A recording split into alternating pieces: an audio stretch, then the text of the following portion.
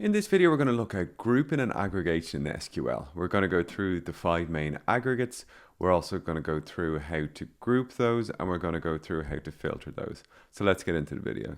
I'm using a data set here of the BigQuery taxi trip data set, and I'm just doing a basic aggregate. So without any grouping column, you can just do an aggregate directly. And I'm doing this here, so I'm just doing select count as total trip. And what this will do is this will give me a count of all the total trips in the data set. So it's taken that large data set and just given me a count. And you can do this for multiple aggregates. So these are all our aggregates here. We've got 5 in total. We've got count, average, sum, min, and max. When I run this, it's going to give me all of those on one line. So I've got total trips, average distance, so that's the average, total distance, which is the sum, min distance, and max distance. Now on to the next one. I am now grouping this by a descriptive column. So my descriptive column is my payment type. So from the payment type here, I'm then counting the total trips. So what this will do is it will split this by payment type, and you get the split by doing another line underneath the from statement, which is the group by statement. So we're grouping by payment type here, but also within BigQuery and some other SQLs, you can group by columns. So there's one column there, I can group by 1.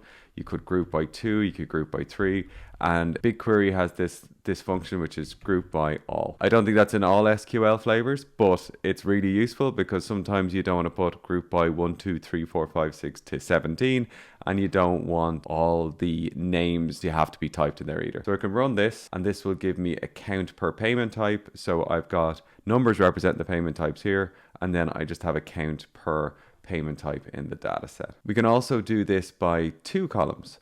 So what I'm doing here is I'm grouping a sum and an average by payment type, coming out with as per payment type, here's my total and my average distance. The having clause filters the group by. So in this order of execution here, we can select things, we can get them from a table. The where clause will filter this. So it'll filter, I can filter out the payment types with the where clause, and then I can filter the group by statement. So this has happened first, then it's been grouped, and now I'm filtering the group. So I'm grouping by payment type, having a count over 100,000. So what this will do is it'll filter out all my payment types that don't have a count over 100,000, I think. So that's the having clause, really useful. It's your second line of filtering. If you want to filter something from the raw data, you do a where. If you want to filter something by the group by, you're going for having.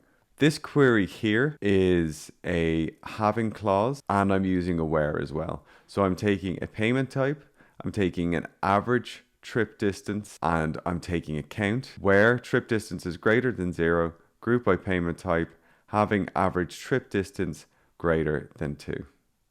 So in here, it's bringing up all the payment type that have an average distance greater than 2.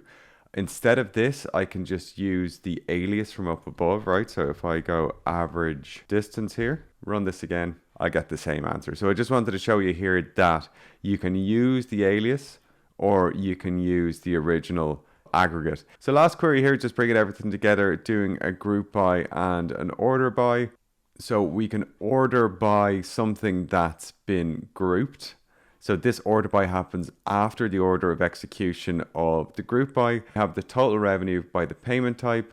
I'm grouping that by payment type, and I'm ordering it by total revenue descending. So what this will do is this will take the result of the group by here, and then it will order this by total revenue. Really, really fundamental thing in SQL. That's really why we use SQL, to be able to get these groups and aggregates in order to drill down into the data. I hope you found this video useful.